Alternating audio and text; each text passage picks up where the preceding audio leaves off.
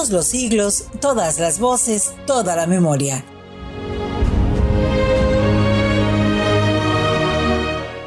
México se hace y se rehace sobre las mareas del tiempo. Es un país inagotable, inabarcable, un auténtico volcán de vida, desengaño y esperanza.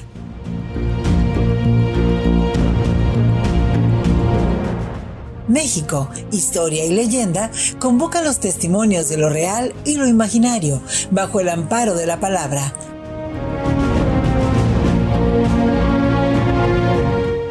Acércate, siéntate entre nosotros y presta atención. Aquí vamos a contártelo todo.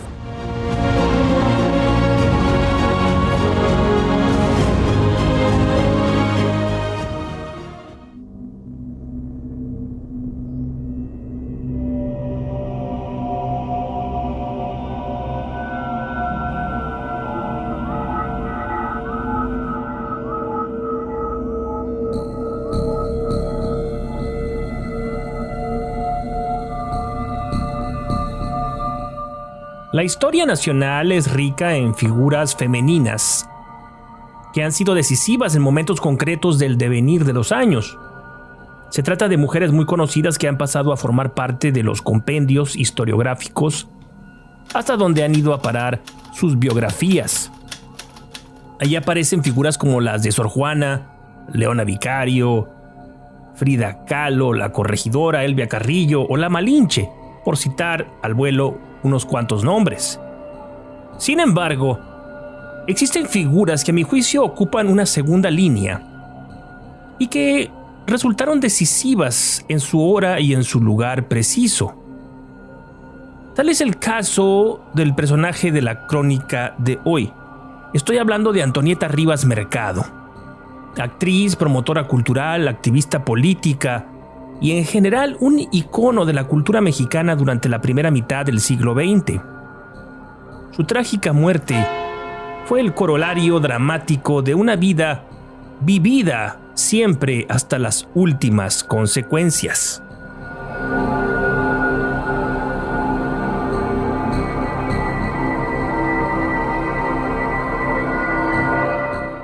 Hija del arquitecto Antonio Rivas Mercado, quien diseñó la Victoria Alada, conocida como Ángel de la Independencia, y de Matilde Castellanos Haff, nació con el siglo en la Ciudad de México.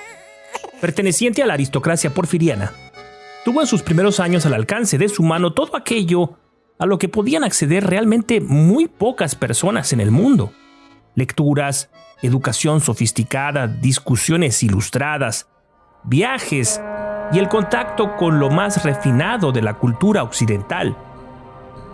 Desde muy pequeña aprendió con fluidez inglés, francés, italiano, alemán y griego. Además, fue una bailarina virtuosísima. Era tal su talento que en un viaje a París postuló para la compañía de la ópera de esa ciudad y se le ofreció la oportunidad de integrarse a tan afamado grupo dancístico. Pero su padre no lo permitió porque debían volver a México y no deseaba que su hija permaneciera sola en el viejo continente.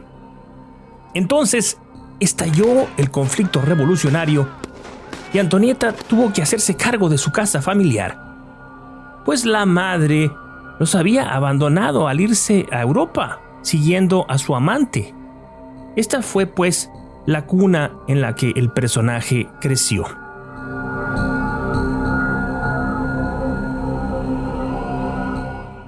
La existencia del movimiento del Teatro Ulises y contemporáneos sería imposible sin su patrocinio. Fue una mecenas próxima a este grupo de artistas que rechazaban las políticas culturales de la revolución, marcadas por un nacionalismo asfixiante, omnipresente sobre todo en las obras de los tres grandes muralistas mexicanos, maestros del fresco y la propaganda. Antonieta se involucraba vehementemente en estas tareas, lejos del estereotipo de la mujer adinerada que hacía donaciones como parte de una estrategia de promoción social. Rivas Mercado era además traductora y mujer de letras, un personaje decisivo en la difusión de la literatura europea en México. Se trataba de un personaje único, vistoso, febril incluso, que rompió sin remordimiento alguno los moldes de lo que se suponía debía ser una mujer de la alta burguesía. Sus luchas no solamente eran culturales, además eran políticas.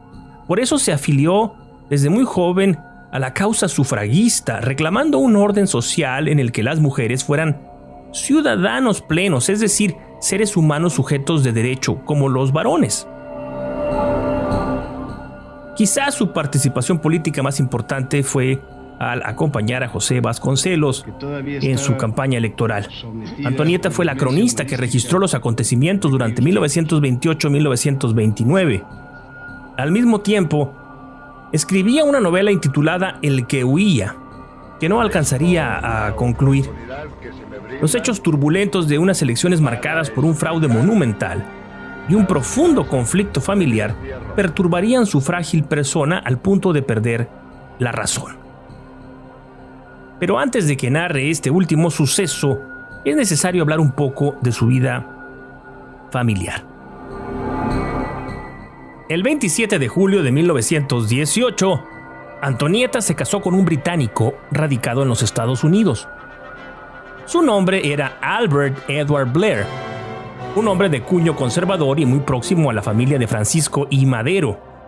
Un año después nacería su hijo Donald Antonio y la familia radicaría en un rancho de Coahuila. La vida campirana no le sienta bien a una mujer cosmopolita como ella, además de que el tedio pronto invade la relación marital. Así que toma al hijo y se devuelve a la casa paterna en la Ciudad de México. El marido busca la reconciliación, pero muy pronto desiste al darse cuenta de que su esposa sostiene amistad con personajes de la vida política y cultural del país con los que él no concuerda, como Diego Rivera, por ejemplo. Al tiempo partió nuevamente con su padre y sus hermanos a Europa. Al regresar se consumó por fin el divorcio y comenzó un auténtico viacrucis, una larga batalla legal por la custodia de su hijo, lo que la afectó psíquicamente durante el resto de su vida. Fueron estos años en los que se dedicó completamente a sus actividades públicas, animando como muy pocos la vida artística de México. Pero no solo de un modo teórico, no, sino además participando en puestas en escena o debatiendo ideas con sus detractores. La vehemencia de esa vida ha sido descrita como un auténtico vendaval. Tal vez esta era la forma en que Antonieta conseguía distraerse de sus infiernos interiores. Tal vez. Entonces llegó el año de 1927, un año infausto para Antonieta. Su padre, por quien ella sentía una profunda devoción, murió. La muerte del arquitecto Rivas Mercado fue un auténtico terremoto para su hija. Escribiría más tarde que aquello fue un golpe que la sacudiría por dentro, algo que ella llamaría el principio del derrumbe. Ese mismo año es rechazada por el pintor Manuel Rodríguez Lozano, quien parecía tener poco interés sexual y sentimental por las mujeres. El pintor había sido, según sus propias palabras, una suerte de amor platónico, una idealización que estaba condenada a desvanecerse en la nada, como finalmente sucedió. Entonces es que aparece en escena José Vasconcelos Calderón, el afamado filósofo conocido como el maestro de la juventud de América, con quien inicia una relación afectiva no exenta de ciertas truculencias emocionales. Vasconcelos, por cierto, era un hombre casado. La pareja comparte pasiones literarias y políticas, así es que se enfrascan en una aventura que desemboca, como ya he señalado, en el fraude electoral, la persecución y la violencia intimidatoria. Antonieta sucumbió a la presión y comenzó a padecer fuertes crisis nerviosas derivadas de la ansiedad generalizada producida por el acoso al que era sujeta. Los médicos le recomendaron abandonar el país, dejar todo atrás para tratar de superar las tormentas políticas que incluso amenazaban su seguridad personal y la de su familia. Así lo hizo y salió exiliada a la ciudad de Nueva York y después a París, donde se empleó como traductora y periodista. Sin embargo, el derrumbe interior seguía su curso y la mujer no encontraba sosiego. Las crisis de ansiedad seguían y no parecía haber una solución para sus conflictos emocionales. Todo desemboca en la Catedral de Notre Dame el día 11 de febrero de 1931, hasta donde Antonieta se dirigió caminando. ¿Qué fue a hacer ahí? No lo sabemos. No sabemos lo que tenía en la cabeza y en el corazón. Solo sabemos el desenlace fatal. Unos días antes, había enviado una carta a su hermana en la que se leía lo siguiente: para mí la vida ha sido sufrimiento y trabajo. Mi diversión y alivio. Nunca he podido llevar el alma ligera. Siempre me ha ido pesando algo y en verdad a nadie le deseo destino semejante. Hasta aquí la cita. Una noche antes había estudiado en un viejo manual de anatomía el sitio exacto en el que se encuentra localizado el corazón. Lo señaló incluso con una gota de tinta roja. Avanzó entre el tráfico y el fragor de viandantes propios de la capital francesa, y así fue como cruzó la puerta principal para entrar en la penumbra llena de ecos de la antigua catedral.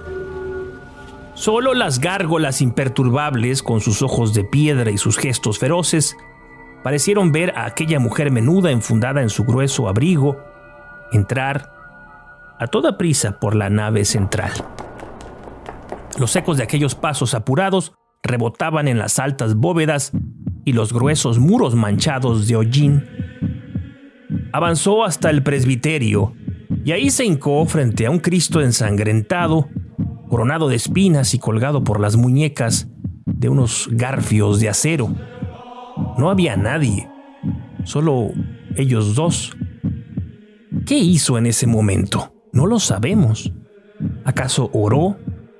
¿Acaso pidió perdón? ¿Acaso esperó que llegara alguien a ayudarla? Alguien que desgraciadamente nunca llegó. Entonces sacó de su bolso una pistola que sujetó con firmeza, haciendo descansar su cañón en ese punto de tinta roja bajo el que latía un corazón joven, lleno de vida y fortaleza. Entonces tiró del gatillo con un movimiento firme.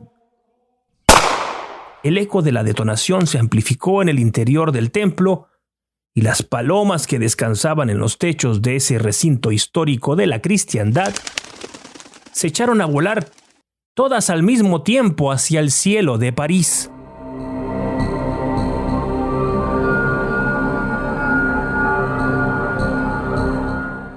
Acababa de morir una mujer y la ciudad seguía hundida en su salvaje e indiferente belleza.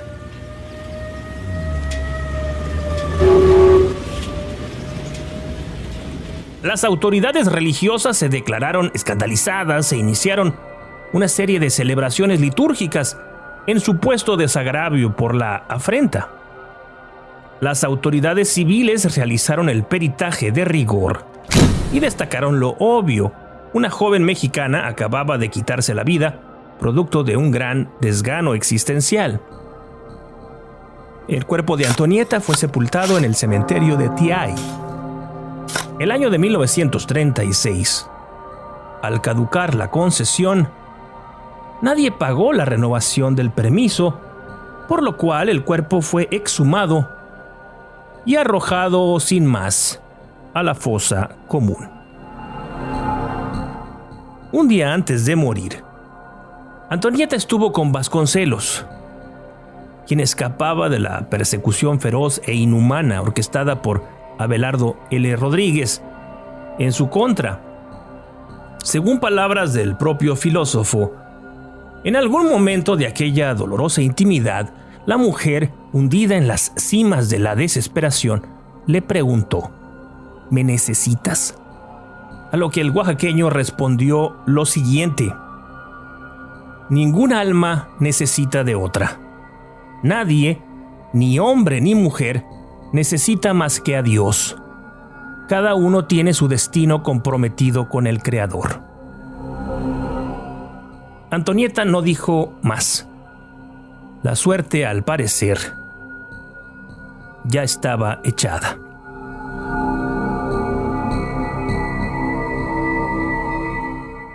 Antes de abandonar la ciudad, a Vasconcelos se le notificó que debía pasar a la comisaría a recoger las pertenencias de la difunta, entre las que se encontraba, por supuesto, su propia pistola.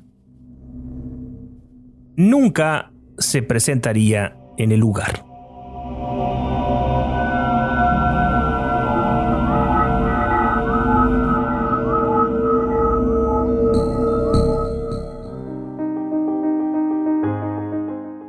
Esto fue México, Historia y Leyenda. Escrito, narrado y editado por Alex Ramírez Arballo. Locución de Alicia Terán Orduño.